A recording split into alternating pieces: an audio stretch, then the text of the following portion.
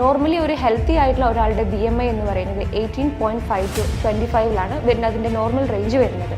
എന്നാൽ ഒരാളുടെ BMI 25-ന് മുകളിലാണെങ്കിൽ അയാൾക്ക് നമുക്ക് അമിതവണ്ണം ഉണ്ടെന്ന് പറയാം. എന്നാൽ അത് 30-ലും കൂടുതലാണെന്നുണ്ടെങ്കിലാണ് നമ്മൾ അയാൾ പൊണ്ണത്തടി അല്ലെങ്കിൽ ഒബിസിറ്റി എന്ന് പറയുന്നത്. ശാസ്ത്രീയപരമായി അമിതവണ്ണം കുറയ്ക്കുന്നതിന് ഷോർട്ട് കട്ട്സ് ഒന്നുമില്ല. അമിതവണ്ണത്തിൻ്റെ കാരണം കണ്ടിട്ട് അത് ചികിത്സിക്കുക എന്നുള്ളത് തന്നെയാണ് ഏറ്റവും പ്രധാനപ്പെട്ട കാര്യം. ഞാൻ ഡോക്ടർ നഷാദ്, ഇലാജ് ആയുർ ഹെറിറ്റേജിലെ അസിസ്റ്റൻറ്റ് ഫിസിഷ്യനാണ്.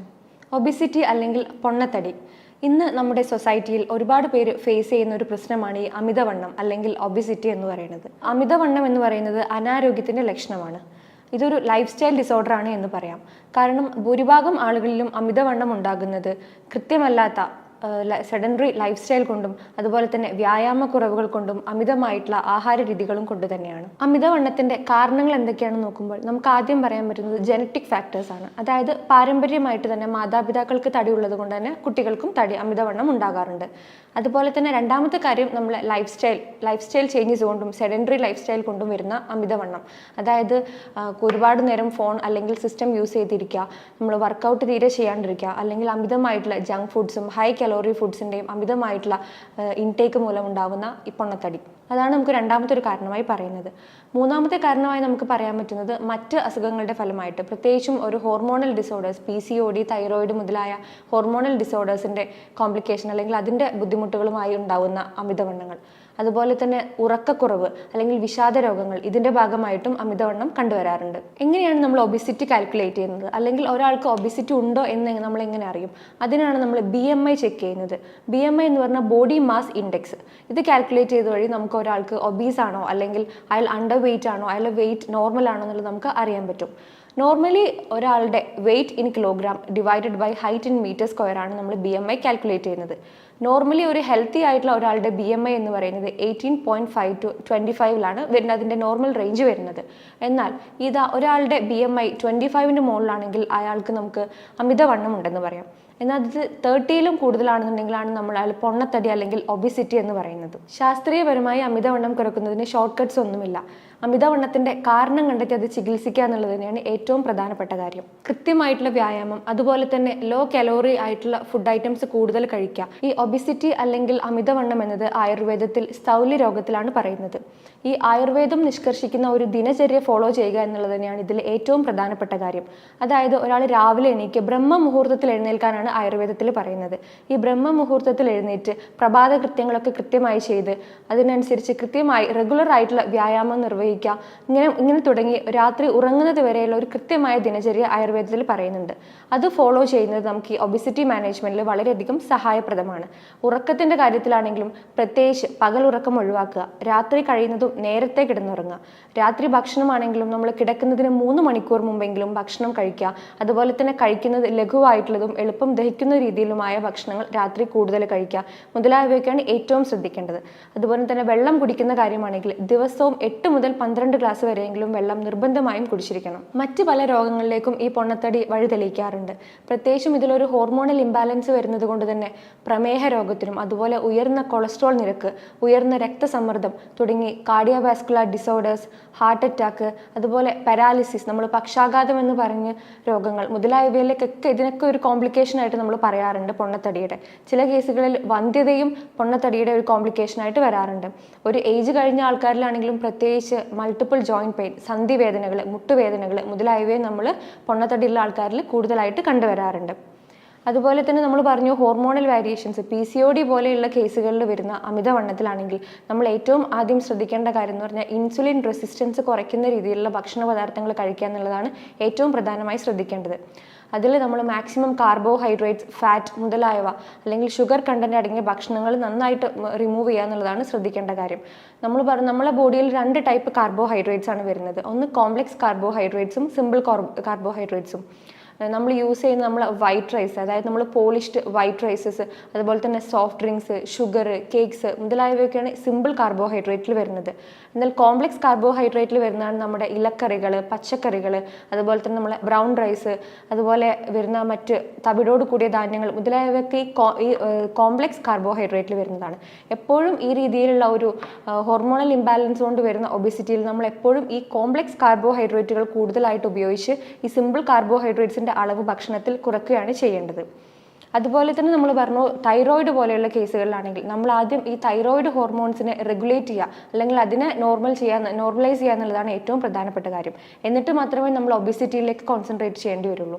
അതിന് വേണ്ടിയിട്ട് മെറ്റബോളിസം കൂട്ടുന്ന രീതിയിലുള്ള ആഹാര പദാർത്ഥങ്ങളും അതുപോലെ തന്നെ ഭക്ഷണങ്ങളും മെഡിസിൻസും കൂടുതലായിട്ട് നമ്മൾ ഇൻക്ലൂഡ് ചെയ്യുക. അതിനനുസരിച്ചുള്ള ഒരു ലൈഫ് സ്റ്റൈൽ പാറ്റേൺ ചെയ്യുക എന്നുള്ളതാണ് പ്രധാനമായിട്ടുള്ള കാര്യങ്ങൾ. ആയുർവേദത്തിൽ പറയുന്ന സ്ഥൗല്യ ചികിത്സയിൽ നമുക്ക് ഉള്ളിലേക്കുള്ള മരുന്ന് കഴിക്കൽ, ഇന്റേണൽ മെഡിസിൻസും അതുപോലെ തന്നെ ക്രിയാക്രമങ്ങൾ, പഞ്ചകർമ്മ പ്രൊസീജിയേഴ്സും എല്ലാം വരുന്നുണ്ട്.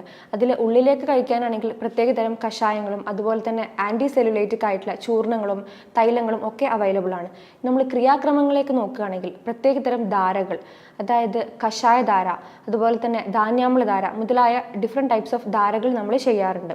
ഇത് നമ്മളെ ബോഡിയിൽ, നമ്മൾ ഒബിസിറ്റി ഉള്ള കേസിൽ എപ്പോഴും ഒരുപാട് ഫാറ്റ് പോക്കറ്റ്സ് ഉണ്ടാവാറുണ്ട്. ഈ ഫാറ്റ് പോക്കറ്റ്സിനെ അലിയിച്ച് കളയാനും അതുപോലെ തന്നെ എക്സസ് ആയിട്ടുള്ള ബോഡി വേസ്റ്റസിനെ റിമൂവ് ചെയ്യാനും ഒക്കെ ഈ രീതിയിലുള്ള ധാരകൾ വളരെയധികം യൂസ്ഫുൾ ആണ്. അതിനു പുറമെ തന്നെ ഡിഫറെൻറ്റ് ടൈപ്സ് ഓഫ് കിഴികളും നമ്മൾ ചെയ്യാറുണ്ട്. കൂടാതെ തന്നെ വേറെ ചെയ്യുന്നതാണ് പഞ്ചകർമ്മ പ്രൊസീജിയേഴ്സിൽ വരുന്നതാണ് ഓരോ ആളുകളുടെ ശരീരപ്രകൃതിക്ക് അനുസരിച്ചിട്ടുള്ള വമനം, വിരേചനം, വസ്തിയിൽ പ്രത്യേകിച്ചും ലേഖനവസ്തി. ഈ ലേഖനവസ്തി നമ്മളെ ബോഡിയിലെ മെറ്റബോളിസം കൂട്ടാനും അതുപോലെ തന്നെ എക്സസ് ബോഡി വേസ്റ്റസ് റിമൂവ് ചെയ്യാനും ഫാറ്റ് ബേൺ ചെയ്യാനും വളരെയധികം യൂസ്ഫുൾ ആയിട്ടുള്ള ഒരു വസ്തിയാണ്. ആയുർവേദത്തിൽ അമിതവണ്ണം കുറക്കാനും അതുപോലെ തന്നെ ദുർമേധസ്സിനെ കളയാനും വളരെയധികം നിഷ്കർഷിക്കുന്ന ഒരു ട്രീറ്റ്മെൻ്റ് ആണ് ഉദ്വർത്തനം അല്ലെങ്കിൽ പൗഡർ മസാജ് എന്ന് പറയുന്നത്.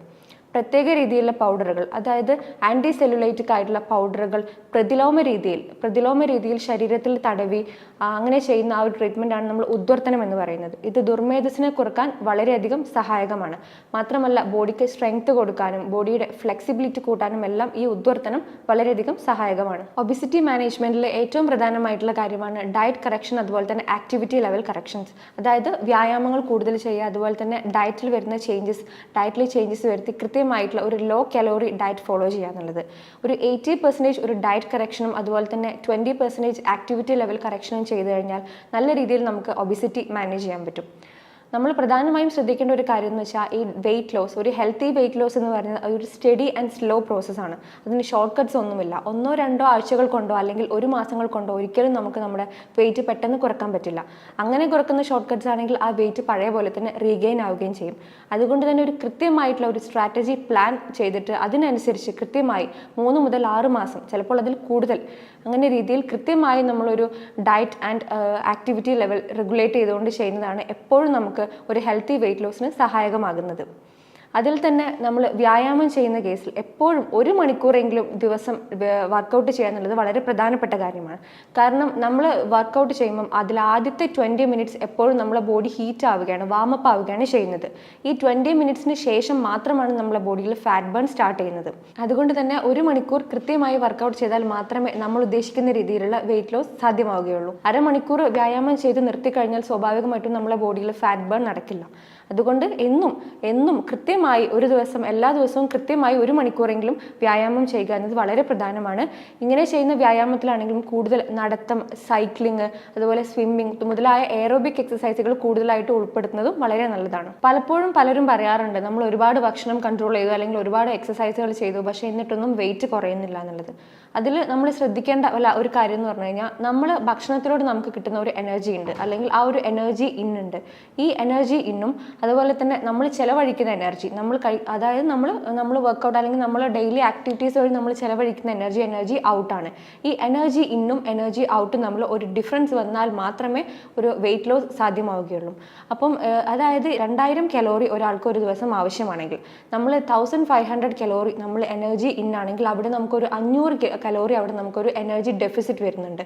ഈ രീതിയിൽ നമ്മൾ ഒരാഴ്ച ഈ ഒരു രീതിയിലുള്ള ഒരു എനർജി ഡെഫിസിറ്റ് വരികയാണെങ്കിൽ ഒരാഴ്ച 3500 കലോറി നമുക്ക് എനർജി ഡെഫിസിറ്റ് വരുന്നു. ഈ രീതിയിൽ എനർജി ഇന്നും എനർജി ഔട്ടും നമ്മൾ ഒരു ഡിഫറൻസ് വന്നാൽ മാത്രമേ നമുക്ക് വെയിറ്റ് ലോസ് സാധ്യമാവുകയുള്ളൂ. അതല്ലാതെ നമ്മൾ ഒരുപാട് ഭക്ഷണം കഴിക്കാത്തത് കൊണ്ടോ അല്ലെങ്കിൽ വർക്കൗട്ട് ചെയ്തത് കൊണ്ടോ അവിടെ വെയിറ്റ് ലോസ് സാധ്യമാവുന്നില്ല. അമിതവണ്ണം പോലെയുള്ള ലൈഫ് സ്റ്റൈൽ ഡിസോർഡേഴ്സിൽ ഹോർമോണൽ ഇംബാലൻസും അതുപോലെ തന്നെ മെന്റൽ ടെൻഷൻസും കണ്ടുവരാറുണ്ട്. ഈ രീതിയിലുള്ള മെന്റൽ ടെൻഷൻ കുറക്കാനും മാനസികമായി ഉണർവ് നൽകാനും എല്ലാം നമുക്ക് യോഗയും പ്രാണായാമവും നിത്യം സ്ഥിരമായി ചെയ്യുന്നത് വളരെയധികം യൂസ്ഫുൾ ആണ്. ഇങ്ങനെ യോഗ ചെയ്യുമ്പോൾ അത് എപ്പോഴും ഒരു ഗുരുവിൻ്റെ ശിക്ഷണത്തിൽ ചെയ്യുന്നതാണ് ഏറ്റവും നല്ലത്. തുടക്കത്തിൽ ചെറിയ രീതിയിലുള്ള യോഗാസനങ്ങൾ തുടങ്ങി സൂര്യ നമസ്കാരം പോലെയുള്ള കോംപ്ലക്സ് ആസനങ്ങൾ ചെയ്യുന്നത് മാനസികമായും ശാരീരികമായും ഉണർവ് നൽകാൻ വളരെയധികം സഹായകമാണ്. ആയുർവേദത്തിലെ ഡയറ്റ് റെഗുലേഷൻസ് പറയുമ്പം അരവയറ് കഴിക്കാനാണ് ആയുർവേദത്തിൽ പറയുന്നത്. അതായത് നമ്മൾ 1-2 ബൾക്ക് മീൽസ് കഴിക്കുന്നതിന് പകരം കൃത്യമായ ഇടവേളകളിൽ കുറഞ്ഞ അളവിൽ ആഹാരം കഴിക്കുക എന്നത് വളരെ ശ്രദ്ധിക്കേണ്ട ഒരു കാര്യമാണ്. അതുപോലെ തന്നെ രാത്രി ഭക്ഷണം കഴിയുന്നതും നേരത്തെ കഴിക്കുക, കുറഞ്ഞ അളവിൽ കഴിക്കുക. എപ്പോഴും ഒരു ഡെയിലി ആഹാരത്തിൻ്റെ റുട്ടീൻസ് അല്ലെങ്കിൽ അതൊരു 2000 മുതൽ 2500 കലോറിയിൽ വരത്തക്ക രീതിയിൽ ആഹാരം ക്രമീകരിക്കുന്നത് വളരെ ശ്രദ്ധിക്കേണ്ട കാര്യമാണ്. എളുപ്പം ദഹിക്കുന്ന രീതിയിലുള്ള ആഹാരങ്ങൾ, തവിടോട് കൂടിയ ധാന്യങ്ങൾ, കൂടുതൽ പച്ചക്കറികൾ, ഇലക്കറികൾ മുതലായവ ഭക്ഷണത്തിൽ ഇൻക്ലൂഡ് ചെയ്യാന്നുള്ളതും വളരെയധികം ശ്രദ്ധിക്കേണ്ട കാര്യമാണ്. എപ്പോഴും ലോ കലോറിയുള്ള ആഹാരങ്ങൾ കൂടുതൽ കഴിച്ച് ഹൈ കലോറിയുള്ള ജങ്ക് ഫുഡ്സ്, ഫ്രോസൺ ഫുഡ്സ്, അതല്ലെങ്കിൽ ക്യാൻഡ് ഫുഡ്സ്, നമ്മൾ ബർഗേഴ്സ് മുതലായ ഭക്ഷണങ്ങളൊക്കെ നമ്മൾ ആഹാര രീതിയിൽ നിന്ന് കംപ്ലീറ്റ് ആയിട്ട് ഒഴിവാക്കിയിട്ട് ഈ രീതിയിലുള്ള ഒരു നല്ല രീതിയിലുള്ള ഒരു ആഹാരത്തിന് പാറ്റേൺ കൊണ്ടുവരിക എന്നത് പ്രത്യേകിച്ചും ശ്രദ്ധിക്കേണ്ട കാര്യമാണ്. അതുപോലെ തന്നെ ഭക്ഷണം കഴിക്കുമ്പോൾ അതിൽ എപ്പോഴും ലോ ഗ്ലൈസീമിക് ഇൻഡെക്സ്, അതായത് ഷുഗർ ലെവൽ കുറഞ്ഞ രീതിയിലുള്ള ആഹാരങ്ങൾ കഴിക്കാം. അങ്ങനെ പറയുമ്പോൾ നേരത്തെ പറഞ്ഞ പോലെ തന്നെ നമ്മൾ കോംപ്ലക്സ് കാർബോഹൈഡ്രേറ്റ്സുകൾ കൂടുതലായിട്ട് ഉപയോഗിച്ച് നമ്മൾ സിമ്പിൾ കാർബോഹൈഡ്രേറ്റ്സ് നമ്മളെ ഫുഡിൽ നിന്ന് മാക്സിമം കുറയ്ക്കാൻ ശ്രദ്ധിക്കാം. ഇനി അതുപോലെ തന്നെ പ്രോട്ടീൻസിൻ്റെ കാര്യം പറയുമ്പോൾ നമ്മൾ ഹൈ പ്രോട്ടീൻസ് കൂടുതലായിട്ടുള്ള കടല, ചെറുപയർ, മുളപ്പിച്ച പയറുവർഗ്ഗങ്ങൾ മുതലായവ കൂടുതലായിട്ടും ഭക്ഷണത്തിൽ ഉൾപ്പെടുത്തി ചിക്കൻ അല്ലെങ്കിൽ റെഡ് മീറ്റ് മുതലായവ മാക്സിമം ഫുഡിൽ നിന്ന് ഒഴിവാക്കാൻ ശ്രമിക്കുക. മത്സ്യത്തിൻ്റെ കാര്യം എടുക്കുകയാണെങ്കിൽ ഒമേഗ 3 ഫാറ്റി ആസിഡ്സ് കൂടുതലായിട്ടുള്ള ചെറിയ മത്സ്യങ്ങൾ, മത്തി മുതലായവ ഭക്ഷണത്തിൽ കൂടുതലായിട്ട് ഉപയോഗിക്കാം. അതുപോലെ തന്നെ ഈ ഒബിസിറ്റി കൺട്രോൾ ചെയ്യുന്നതിലുള്ള ഏറ്റവും നല്ല അങ്ങനത്തെ ഒരു ലൈഫ് സ്റ്റൈൽ ഫോളോ ചെയ്യുന്നതിലുള്ള ഏറ്റവും നല്ലൊരു ഫുഡ് പ്രൊഡക്ട്സ് ആണ് മില്ലറ്റ്സ്. നമ്മൾ റാഗി പോലെയുള്ള മില്ലറ്റ്സ് ഭക്ഷണത്തിൽ കൂടുതലായിട്ട് ഉപയോഗിക്കാം. വെയിറ്റ് കുറക്കാൻ വേണ്ടിയിട്ട് പല ആളുകളും അരിയാഹാരങ്ങൾ ഒഴിവാക്കി അതിന് പകരം ഗോതമ്പ് അല്ലെങ്കിൽ ചപ്പാത്തി കൂടുതൽ കഴിക്കുന്നത് കാണാറുണ്ട്. വളരെ തെറ്റായിട്ടുള്ള ഒരു തീരുമാനമാണത്. കാരണം അരിയുടെയും ഗോതമ്പിൻ്റെയും കാര്യം എടുത്ത് നോക്കുമ്പം കലോറി വൈസ് നോക്കിയാലും അതുപോലെ തന്നെ കാർബോഹൈഡ്രേറ്റിൻ്റെ അളവിൽ നോക്കിയാലും വലിയ വ്യത്യാസമൊന്നും വരുന്നില്ല. മാത്രവുമല്ല ഗോതമ്പിൽ വീറ്റ് ഗ്ലൂട്ടിൻ എന്ന് പറഞ്ഞ ഒരു കണ്ടന്റ് വരുന്നുണ്ട്. ഈ വീറ്റ് ഗ്ലൂട്ടിൻ നമ്മുടെ ബെല്ലി ഫാറ്റ് അല്ലെങ്കിൽ വയറിനടിയിലെ കൊഴുപ്പ് കൂട്ടാനും നീർക്കെട്ടുണ്ടാക്കുകയും ചെയ്യുന്ന ഒരു കണ്ടന്റാണ്. അതുകൊണ്ട് തന്നെ ചപ്പാത്തി, അരിക്ക് പകരം ചപ്പാത്തി കൂടുതൽ കഴിക്കുക എന്നുള്ളത് ഒരിക്കലും ഒരു ഒബിസിറ്റി കൺട്രോളിലുള്ള ഒരു പരിഹാരമല്ല. ഇതിനേക്കാളും ഒക്കെയുള്ള നല്ലൊരു ഓപ്ഷനാണ് നമ്മൾ ഈ വൈറ്റ് അല്ലെങ്കിൽ പോളിഷ്ഡ് റൈസ് ഒഴിവാക്കി നമുക്ക് അതിന് പകരം ബ്രൗൺ റൈസ് അല്ലെങ്കിൽ രക്തശാലി എന്ന് പറയുന്നത് വളരെയധികം തവിടോട് കൂടിയിട്ടുള്ള ഒരു ധാന്യമാണ്. ഇത് നമ്മളെ ഭക്ഷണത്തിൽ ഇൻക്ലൂഡ് ചെയ്യുന്നത് നമ്മുടെ മെറ്റബോളിസം കൂട്ടാനും അതുപോലെ തന്നെ ഇതിൽ ഗ്ലൂട്ടിൻ കണ്ടന്റ് ഒന്നും വരാത്തത് കൊണ്ട് തന്നെ വളരെയധികം വെയിറ്റ് ലോസിനും സഹായിക്കുന്ന ഒന്നാണ്. ഈ രീതിയിലുള്ള നമ്മൾ പ്രോസസ്ഡ് ആയിട്ടുള്ള ഫ്ലോറുകളും അതുപോലെ തന്നെ പോളിഷ്ഡ് റൈസും, പ്രോസസ്ഡ് ഫ്ലോർസ് നമ്മൾ മൈദ, റവ മുതലായവയും അതുപോലെ തന്നെ വൈറ്റ് റൈസും ഒക്കെ നമ്മളെ ഫുഡിൽ നിന്ന് മാക്സിമം റിമൂവ് ചെയ്ത് പകരം കൂടുതൽ തവിടോട് കൂടിയ ധാന്യങ്ങൾ, ഈ പറഞ്ഞ പോലെ ബ്രൗൺ റൈസ് അല്ലെങ്കിൽ മില്ലറ്റ്സ്, റാഗി മുതലായവ കൂടുതൽ ഇൻക്ലൂഡ് ചെയ്യുന്നത് വളരെയധികം വെയിറ്റ് ലോസിന് സഹായിക്കുന്ന കാര്യമാണ്. ഏത് ഭക്ഷണങ്ങൾ കഴിക്കുകയാണെങ്കിലും അതിൻ്റെ എനർജി ഇന്നും എനർജി ഔട്ടും കാൽക്കുലേറ്റ് ചെയ്ത് അത് തമ്മിലൊരു ഡിഫറൻസ് മെയിൻറ്റെയിൻ ചെയ്തുകൊണ്ടുള്ള ഒരു ഡയറ്റ് പ്ലാൻ ഫോളോ ചെയ്യുക എന്നത് ഒബിസിറ്റി കൺട്രോളിൽ ഏറ്റവും പ്രധാനപ്പെട്ട കാര്യമാണ്. നമ്മൾ പറഞ്ഞു ഓരോ ആളുകളുടെ ശരീരപ്രകൃതിയും വ്യത്യാസമാണ്. അതുകൊണ്ട് തന്നെ അതിനനുസരിച്ച് ഓരോ ആളുകൾക്കും ചിട്ടയായിട്ടുള്ള ഒരു ജീവിതശൈലിയും ഒരു ലൈഫ് സ്റ്റൈൽ ചേഞ്ചസും വരുത്തി ഡെയിലി എന്നും കൃത്യമായ ഒരു വർക്കൗട്ട് പ്ലാനുകളും ഡയറ്റ് പ്ലാനുകളും ഫോളോ ചെയ്ത് അതൊരു കൃത്യമായ ഒരു സ്ട്രാറ്റജി പ്ലാനോടുകൂടി എന്നും റെഗുലറായി ചെയ്താൽ നമുക്ക് ഒബിസിറ്റി മാനേജ്മെന്റ് നമുക്ക് ഈസി ആയിട്ട് ചെയ്യാൻ പറ്റുന്ന ഒരു കാര്യമാണ്. മറ്റൊരു വീഡിയോയുമായി നമുക്ക് വീണ്ടും കാണാം. Thank you.